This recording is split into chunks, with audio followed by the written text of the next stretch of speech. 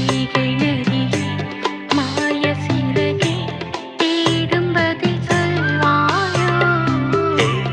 ஜாமக்கிளியே எந்தன் அருகே